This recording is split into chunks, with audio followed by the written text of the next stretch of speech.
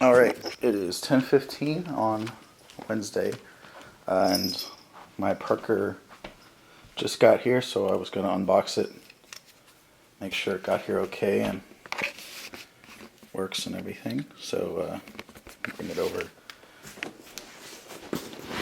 set it down.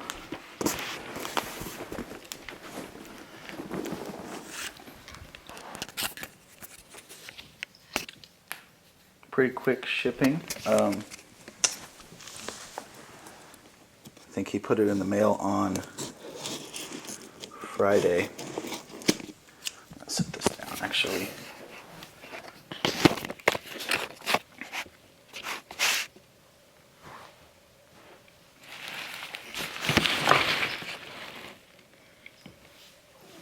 Get the cat out of the way. All right. And it went out Monday and got here in 2 days, so not bad at all. From I believe it was Wisconsin, that's where he was shipping from. So I found this on, I think I bought this from the Gear Pages forum, if I remember right. I've never bought something from that website before, from the classifieds, but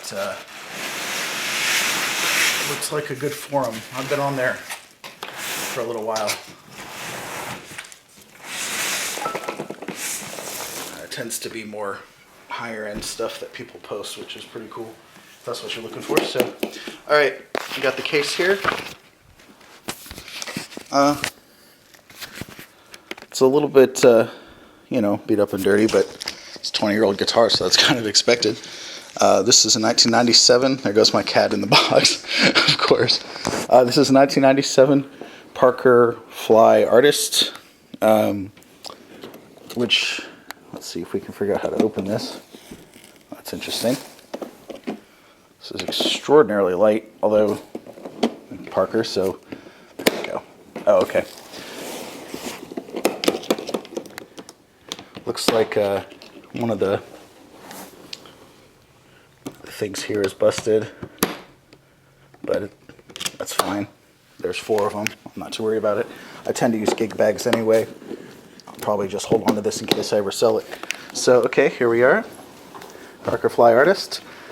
So the interesting thing about this model is the entire body is spruce. You tend not to see spruce used. Holy shit. Oh my god, this is 4.5 pounds. What? Wow. Like, there's nothing here. That's amazing. I mean, this is as light as, like, my arch top. Holy crap. Okay, so, yeah, a little bit, you can see there on the inside of the case, it's a little worn.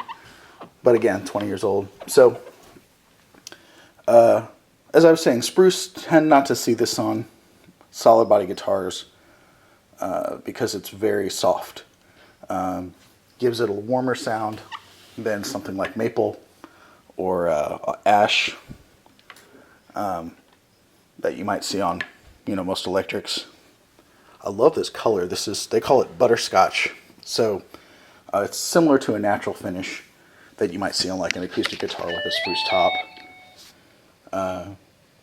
This is the pre-refined Fly, so it's got the wheel here to adjust, and these are not the stock electronics. The cat wants to see what's going on. They have been replaced. Instead of the ribbon cable that they used to use, this has been replaced with the Ghost system from Graphtec that the modern Parkers use, starting in the 2000s. This also has the DiMarzio pickups. This is the, let's see if I remember right, the Air Zone, and I don't remember what this one is. I have to look that up. Interesting thing about the way Parker pickups work. So because the bodies are so thin, you can see here how thin that is. You can't just use a normal pickup. They have to be specially made to fit in Parker. So if you want to switch out the pickups, There's only a couple of models that you can use.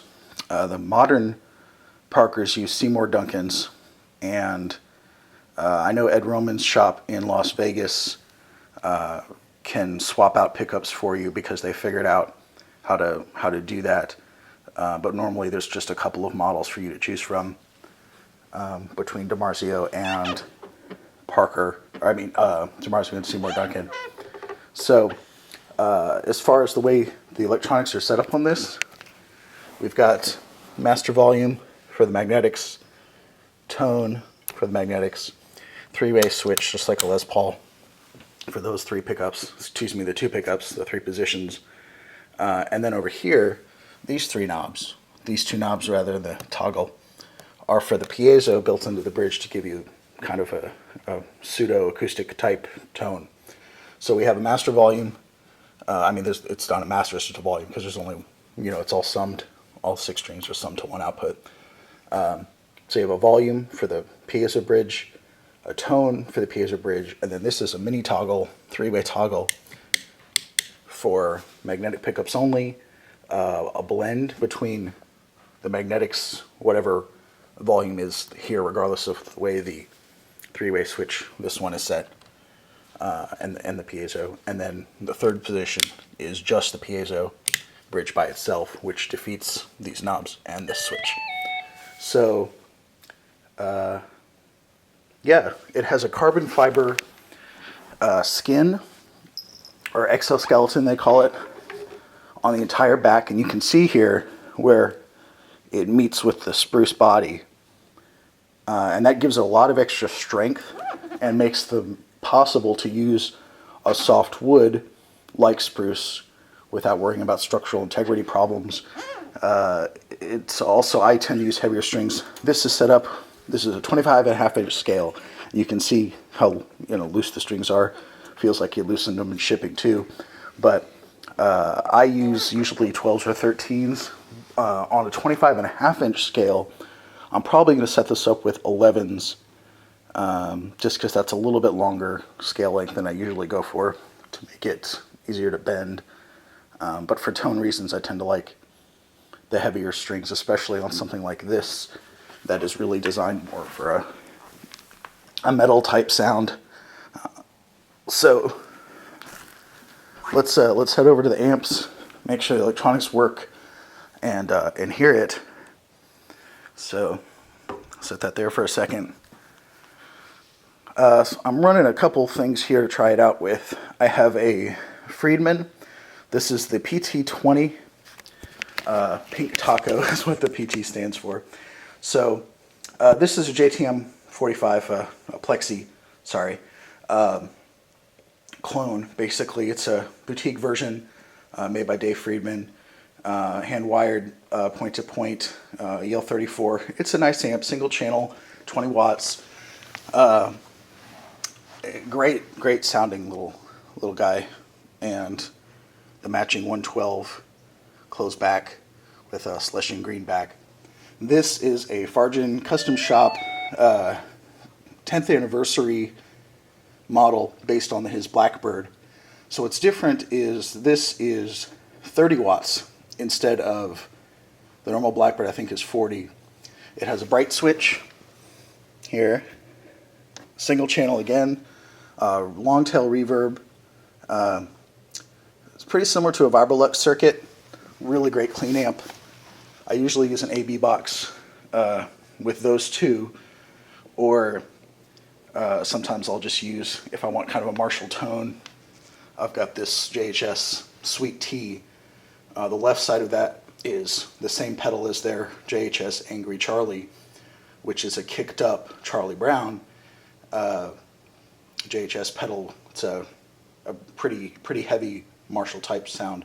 The other half of this pedal, the right side, with the 3 knobs, is a TS-808 circuit tube screamer. That's to their spec, to JHS spec. So over here, I also thought I'd try it out with, I've got a Line 6. This is a DT25. The guts were designed by Reinhold Bogner. It is a tube amp. It is not a modeling amp, although it does have also built-in digital modeling.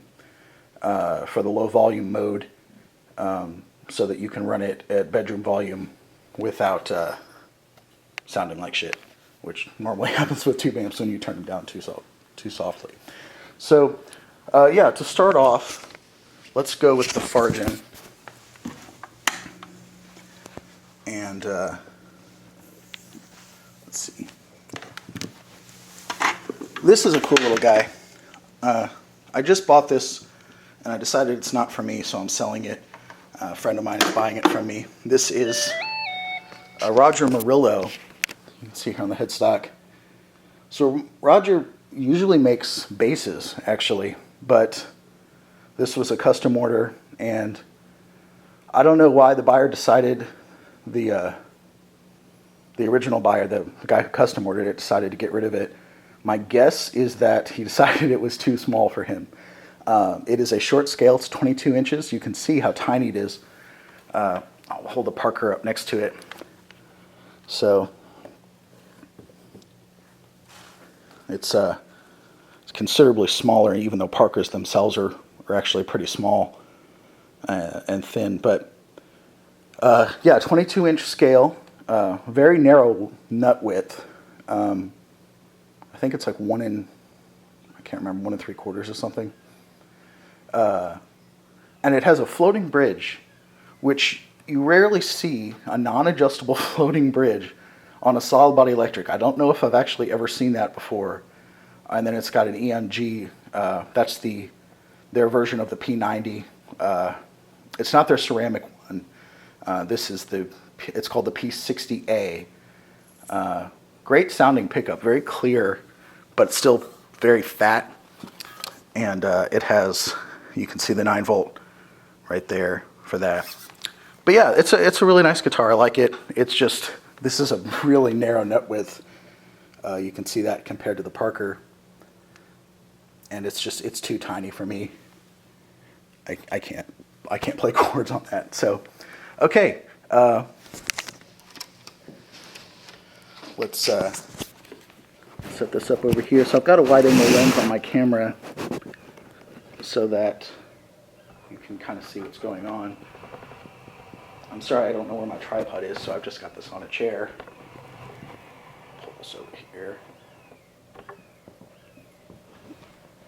So, man, this is just absurdly light. Like, oh, it's kind of, looks like there's an issue with the jack, actually. I might have to get that looked at. It appears there's a screw missing on the jack. So this jack plate, there's a little recess area there for a screw, which is not in it. And you can see the threads, and this is not staying in very well. I'll have to get that checked out. But yeah, when I banged it earlier, let me turn the screen around so that I can see myself. Okay, when I banged it earlier, first of all, oops, but this is so light that it's hard to get a kind of an easy feel about where it is, because you don't even kind of notice. I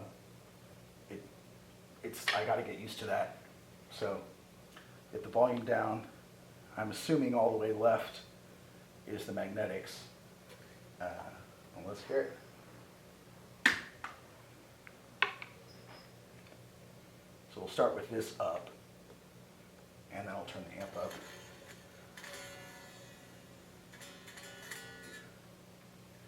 Okay, so not getting anything yet. And it is tuned all the way down, so bear with me for a second. I'll tune this.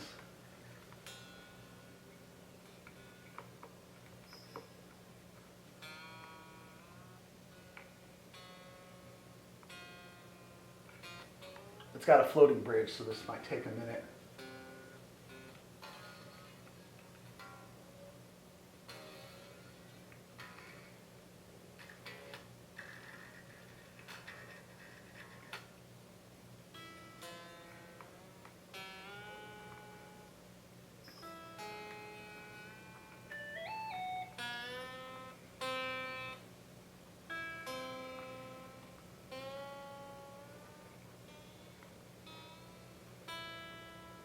that's really down. All right.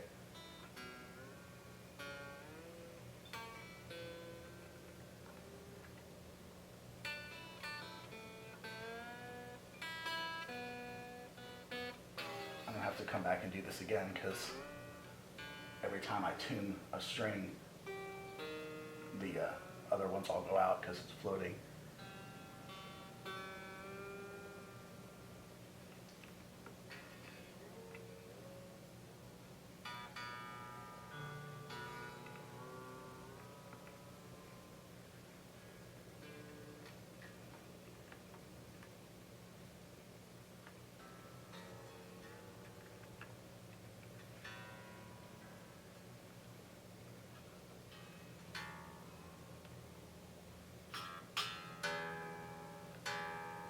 So the way I'm tuning this, I've got a snark tuner up on the headstock.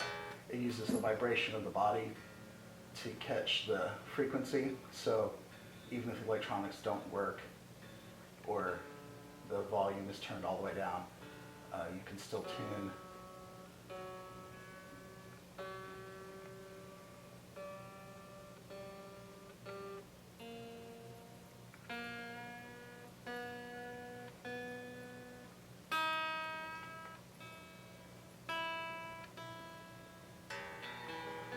So that's obviously pretty far off.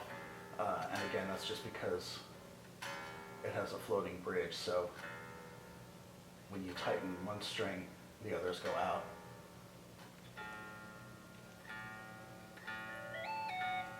So the Parker has Spruce locking tuners. I usually prefer Shaler's, but one downside of Parker's is that from what I understand, it's difficult to change parts. They're not made of wood, or at least the exoskeleton isn't, so it's harder to drill. Close enough. All right, let's see what we can get going here. Yeah, I'm concerned about this jack. I'm not getting anything. Okay, so I'm getting something now. It's really quiet. It's clearly something is screwy, and nothing out of the piezo.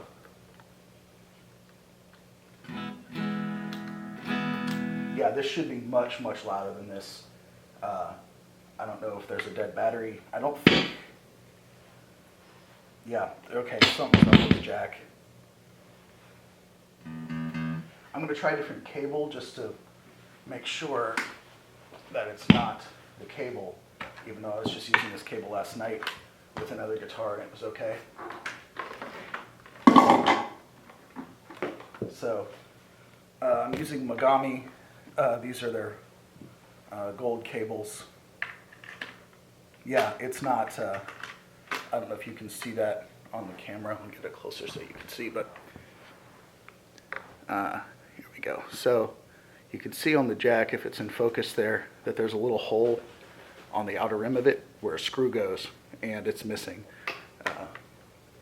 So when I plug this in, it doesn't really stay, like it's just kind of, it doesn't catch.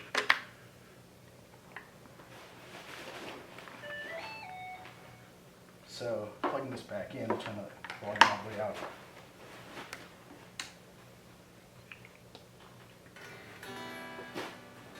Yeah, I'm not getting, let's see. Yeah, it fell out again. And my volume is up here, and that is set to magnetic. Yeah, so there's something wrong with the jack. It came through for a second, a little bit ago. Man, this is an amazing neck.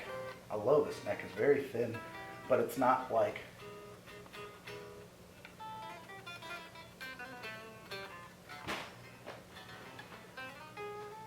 it's not too thin. It's not,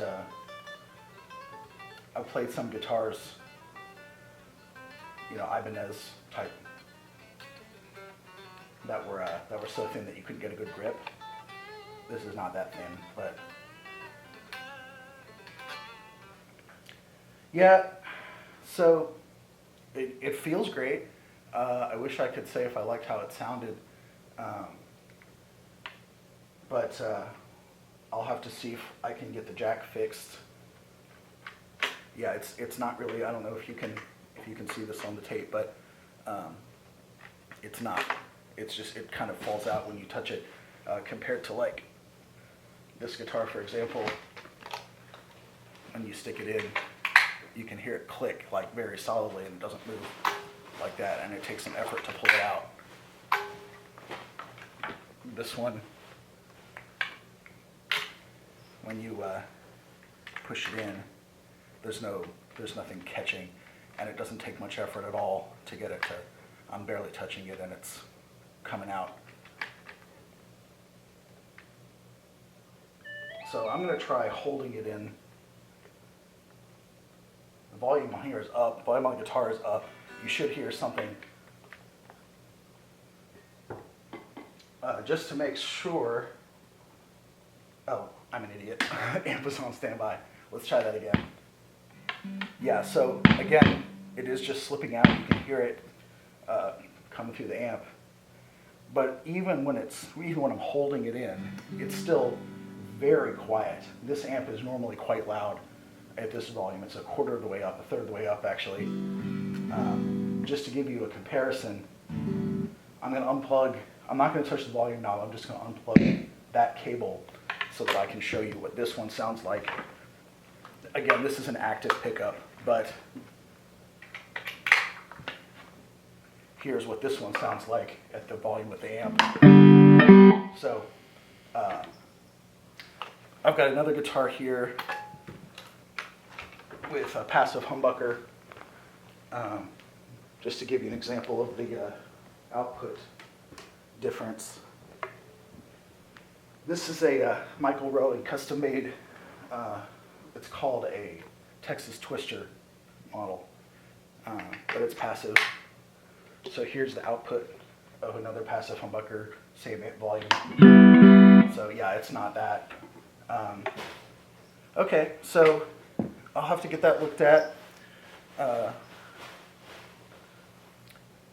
I hope that the main thing that I was concerned about with buying this model, Parker, the artist, is that it has the DiMarzio pickups. So I'm not a big fan of metallic type tone, and some of the newer Parkers come with the Jeff Beck model and the Jazz model, which is much more suited to my playing style.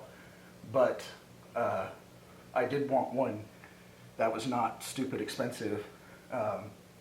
Some of the newer ones are much, much more, and a lot of people seem to really like the DiMarzios, so I thought I'd give them a shot.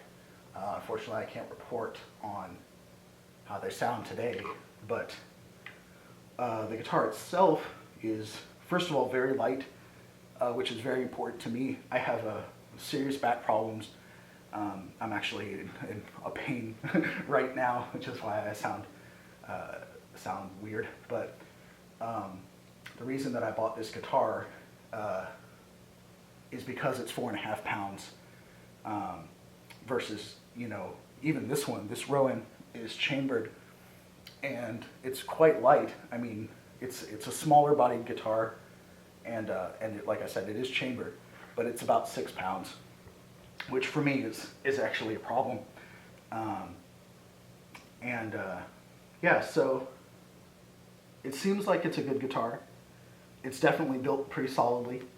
I'm gonna have to get used to the fact that it's you know, it's so light that it's kind of easy to bang it against stuff if you're not looking where you're going. Yeah, that's about all I can say about it for right now without being able to plug it in. I'm sorry, I can't show you some of the sounds that it does with the piezo, with the different magnetic pickups, and through a clean amp and through some other amps. But I hope to be able to do another video about that shortly once I get the jack situated. So thanks for watching, and again, sorry about the disappointment. It's a great guitar otherwise. I mean, it feels great, looks really cool, I think, and they're not a bad deal on the used market if you can find one. They have a nice